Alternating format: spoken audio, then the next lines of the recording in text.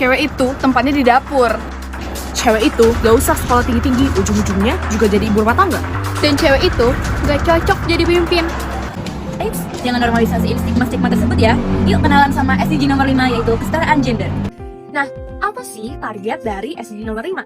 Nah, targetnya yang pertama yaitu kita akan mengakhiri dan menghapus dari diskriminasi perempuan, kekerasan seksual, dan juga pernikahan dini pada perempuan. Nah, kita juga harus menghargai dan mengenali setiap pekerjaan di dalam rumah tangga. Selain itu, perempuan juga akan melibatkan loh dalam semua keputusan dan sebagai seorang pemimpin.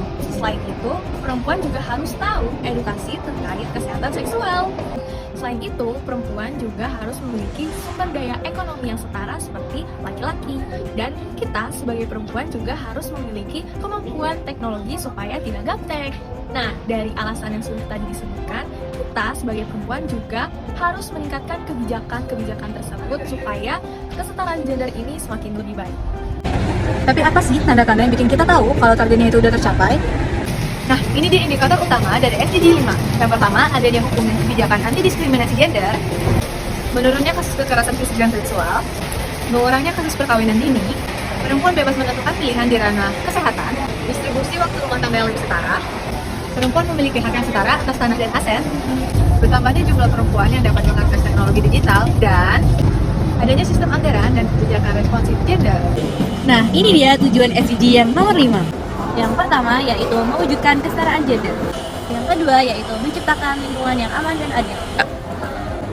Yang ketiga yaitu menghapus praktik sosial yang merugikan. Yang keempat yaitu meningkatkan kualitas kesehatan reproduksi. Yang kelima yaitu mendorong kepemimpinan yang inklusif. Yang keenam yaitu menghargai peran dalam keluarga dan rumah tangga. Yang ketujuh yaitu memperkuat kemandirian ekonomi. Yang kedelapan yaitu memperluas akses terhadap teknologi. Yang kesembilan yaitu mendorong kebijakan yang adil dan setara. Menurut Gender Inequality Index di Indonesia, Indonesia berada di peringkat 108 dari 166 negara. Ini artinya Indonesia kehilangan 42% potensi pembangunan manusianya akibat ketimpangan gender. Untuk mendukung kesetaraan gender, ada solusi yang dapat kita jadikan sebagai aksi nyata dalam kehidupan sehari-hari. That solution is Horizon. Hargai perempuan dengan adil. No diskriminasi ya. Edukasi masyarakat mengenai batasan antara satu dengan yang lain, baik secara fisik maupun secara sosial. Jangan melewati batasan. Rintangi pernikahan dini. Menikahlah ketika kamu sudah dewasa dan siap, baik secara finansial maupun mental. Rumah tangga adalah tanggung jawab bersama. Gak hanya cewek yang harus nyapu rumah ataupun nyuci kain, cowok juga harus ikut andil. Ingat untuk mengakui dan menghargai perempuan.